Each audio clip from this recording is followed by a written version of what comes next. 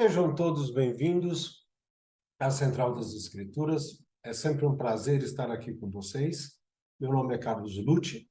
Você já sabe, né? Se não for inscrito, se inscreva, aperte o sininho para as notificações, compartilhe com seus amigos.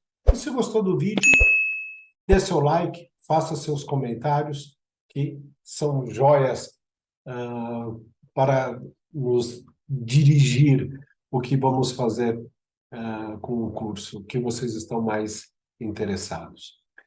Irmãos, desde Adão até o sacrifício expiatório de Jesus Cristo, o Senhor sempre ordenou ao povo do convênio que oferecessem sacrifícios de animais. E existiam alguns animais que poderiam ser oferecidos em sacrifícios, mas todos tinham algo em comum. Todos deveriam ser machos. Por quê? Porque o nosso Salvador é um homem. Na pré-existência, como Jeová, ele era um homem. No seu ministério mortal, ele era um homem, né? E no seu ministério mortal, ele continua a ser um homem. Elder James E. Talmage, em um dos artigos que ele escreveu para umas revistas da igreja, ele disse que esse princípio feminino e masculino são eternos. Mas é interessante notar como o Senhor, durante todas as Escrituras, ele se compara ao elemento feminino. Através do profeta Isaías, ele falou assim, como uma ovelha que permanece muda diante dos seus tosqueadores. A ovelha é o feminino do cordeiro. E um outro exemplo, um pouco mais estranho para nós, o Salvador se compara a uma galinha.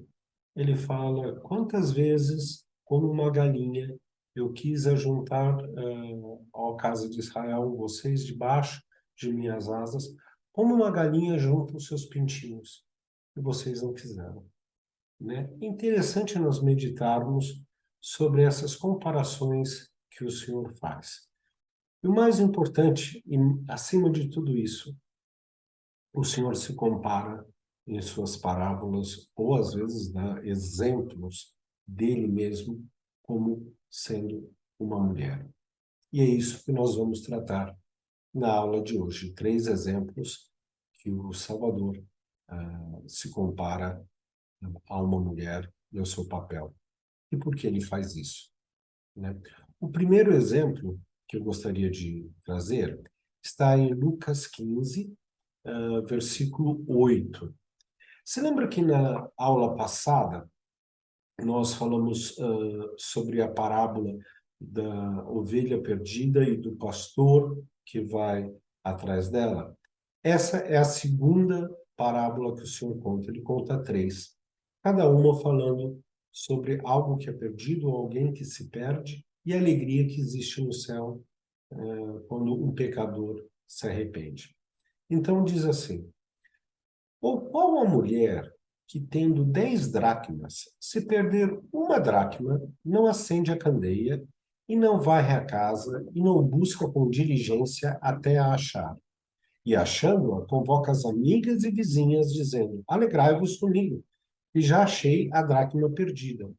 Assim vos digo que há alegria diante dos anjos de Deus por um pecador que se arrepende. A princípio, nós podemos ficar com a pulga atrás da orelha, porque a interpretação dessa parábola, tanto na igreja quanto fora dela, né, geralmente é que a mulher perdeu a, a moeda, a dracma. Isso foi muito bem exposto pelo elder James Talmage, em Jesus o Cristo, página 440. Ele diz o seguinte, a ovelha desgarrou-se por sua própria vontade. A moeda havia sido derrubada e, portanto, fora perdida em consequência da desatenção ou descuido culposo de seu possuidor. Então, sugerirmos que o Salvador possa ser desatento ou descuidado é uma blasfêmia, né? Mas nós poderíamos olhar isso de duas maneiras. Primeiro, quem perdeu essa moeda não foi a própria mulher, mas o marido foi tirar onde estava a moeda, o cofrinho, e deixou cair uma. Ou as crianças pegaram e brincaram. Como os pastores que se apacentavam a si mesmo e não as ovelhas na antiga Israel, que o Senhor critica. E a mulher viu, olha, cadê minhas dracmas? E ela vai atrás. Ou se não, nós poderíamos parafrasear Isaías, que quando o Senhor se compara a uma mulher e uma mãe, ele fala, pode uma mãe esquecer seu filho? Né? Ele diz, mesmo que ela esqueça, eu não te esquecerei jamais, que é uma das minhas frases preferidas nas Escrituras. Então, parafraseando esse versículo de Isaías, que nós vamos estudar hoje também, Isaías 49:15, nós poderíamos dizer assim, ainda que esta mulher perdesse a moeda por descuido ou desatenção, contudo, eu não me esquecerei de ti. Eu não te perderei por descuido ou desatenção de minha parte. Então, irmãos, existe algo nas mulheres que o Senhor quis mostrar que ele também tem. Se nós repararmos, e aí eu estou tratando de características gerais do homem e da mulher, ok? A mulher é muito mais detalhista, ela é muito mais zelosa com as coisas do que o homem, né? Uma mulher, geralmente a gente fala, mãe, cadê a meia? Não sei o que lá, tá em tal lugar. Amor, cadê tal? Tá em tal lugar. A mulher tem muito mais visão de detalhes, de como aperfeiçoar algo que o homem. Aliás, talvez o lema da Sociedade de Socorro a gente poderia mudar. Em vez de a caridade nunca falha, poderia ser de vós, pois perfeitos. Né? A mulher ela é mais perfeccionista que o homem, sim. Mas é a atitude dessa mulher que reflete Cristo. Ela diz o seguinte: a mulher acende a candeia, né? Para quê? Para iluminar os espaços que não são tão claros, debaixo da cama, atrás do armário, né? E se isso não for suficiente, ela vai e varre toda a casa. Quando nós vimos a Cristo, é justamente isso que o Salvador faz conosco, né? Ele diz, Moroni, ele diz a Moroni o seguinte: e se os homens vierem a mim, mostrar-lhes-ei sua fraqueza. Ele não fala suas fraquezas, ele fala a sua fraqueza de ser um ser mortal, ainda de ser um ser humano imperfeito. E dou a fraqueza aos homens a fim de que sejam humildes. E a minha graça basta a todos os que se humilharem, que se humilham perante mim. Que caso se humilhem perante mim e tenham fé em mim, então farei com que as coisas fracas se tornem fortes para eles. Quando nós decidimos seguir Jesus Cristo, irmãos, como fazer análise? O Senhor vai com a sua candeia e vai mostrar os pontos escuros de nossa alma, que nós precisamos deixar que Ele ilumine, né? E que precisamos melhorar. E isso exige muita humildade de nossa parte. Nós não somos tão bons quanto nós imaginamos, e porém nós não somos tão maus como muitas vezes nós queremos pensar. E devemos permitir que o Senhor varra de nossas vidas aquilo que está empoeirado, que possa a sujeira acumulada. E esse é um processo que pode ser doloroso, né? Mas como uma mulher cuidadosa, como uma mulher zelosa, o Senhor faz esse trabalho e faz de uma maneira excelente. O segundo exemplo que eu gostaria de trazer para vocês está em Lucas 13, de 20 a 21. Aliás, algo interessante. Nós temos Mateus, Marcos, Lucas e João. De todos os evangelistas, Lucas é o que dá mais atenção às mulheres. Se você ler os evangelhos, você vai reparar que tem mais personagens femininos no Evangelho de Lucas, né? As mulheres têm um papel muito maior.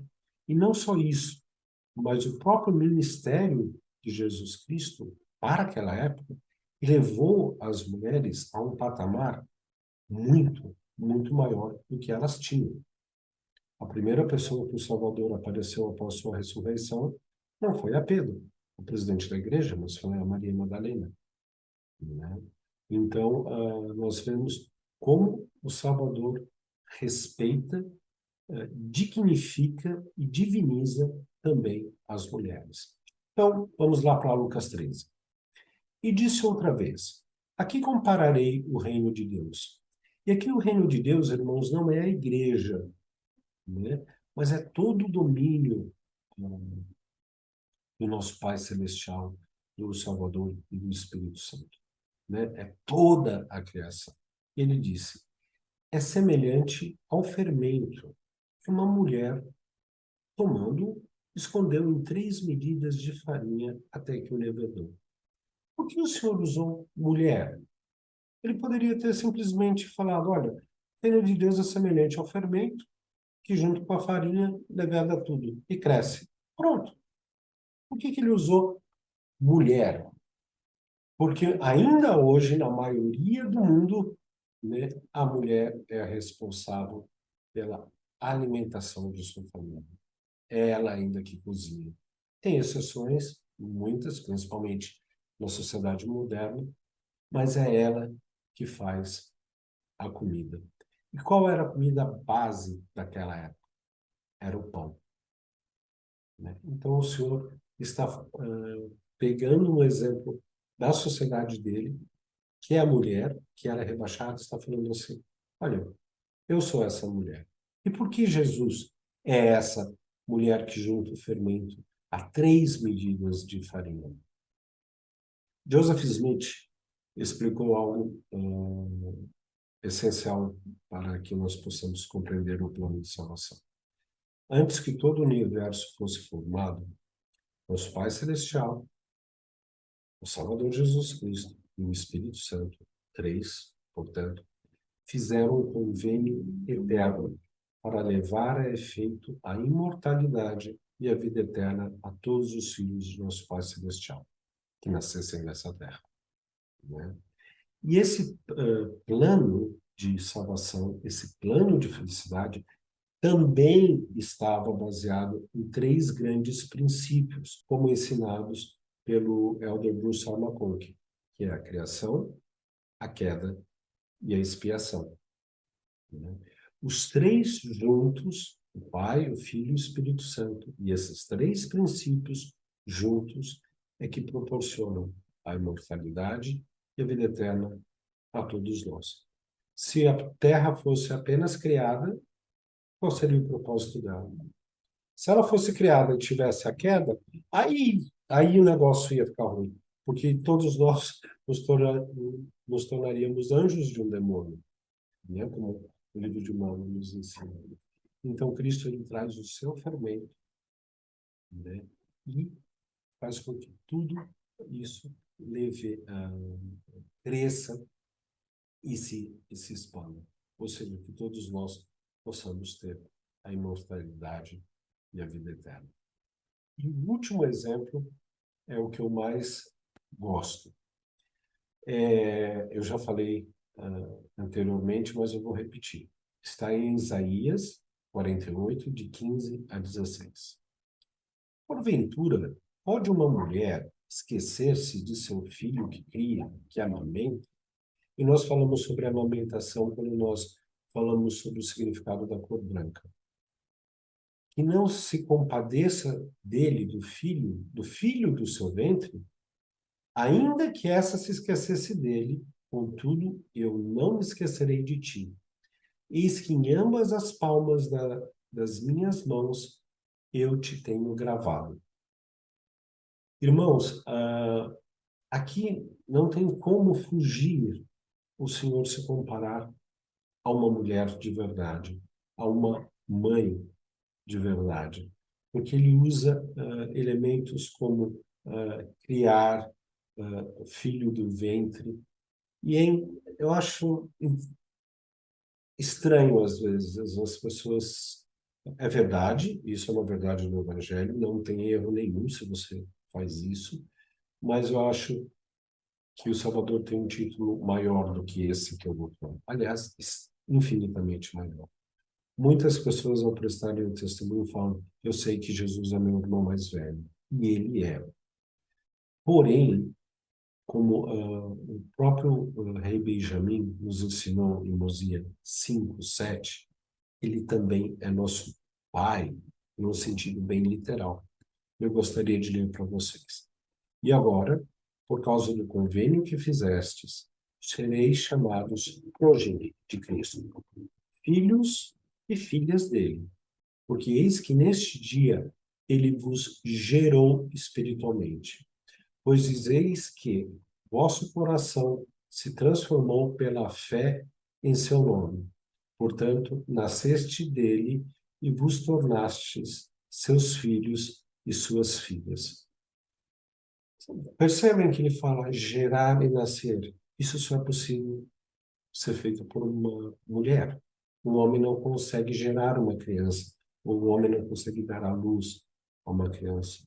Então, Jesus Cristo, de uma maneira espiritual, literalmente nos gera, e literalmente nós temos um novo nascimento através dele. Eu estava pesquisando sobre a vida intrauterina de uma criança. E como vocês podem ver, a criança é ligada à mãe através do cordão umbilical, né? Esse cordão umbilical sai do nosso umbigo e vai até a placenta. E o cordão umbilical, dentro do cordão umbilical, tem duas artérias e uma veia. O número 3 novamente se repete, né? E o que acontece com o cordão umbilical? Ele que faz a troca gasosa que nós fazemos ao respirar. Ele joga fora o gás carbônico, que nós não usamos, e traz para o bebê o oxigênio que é essencial para a vida dele.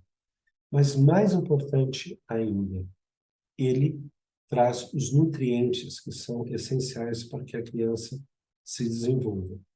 Caso aconteça qualquer coisa a esse cordão, se ele se arrebentar, ou se ele for obstruído, ou se ele se afinar, a criança vai sofrer ou até morrer, né? Então é essencial que essa criança sempre esteja com um cordão umbilical sadio, né, e forte ligado à sua mãe. E quando nós nascemos, o que acontece? Esse cordão umbilical é cortado. No Evangelho acontece o oposto. Quando nós nascemos de novo, esse cordão umbilical ele se torna mais forte. E daí a nossa responsabilidade pedir para a mulher que varra esse cordão umbilical constantemente para que a luz possa fluir para nós, né? Irmãos, e o Senhor sempre faz isso. Ele nunca se esquece de nós. Porque, como ele disse, e vocês veem agora, nós estamos gravados nas palmas de sua mão, através de sua expiação, através do seu infinito amor. Ele olha e cuida de cada um de nós. Me permitam terminar a aula de hoje com uma frase atribuída ao Papa João Paulo I. Ele disse o seguinte: Deus é pai, mas ama como mãe. E eu vou mudá-lo um pouquinho. Jesus Cristo é homem, mas ele ama como mulher.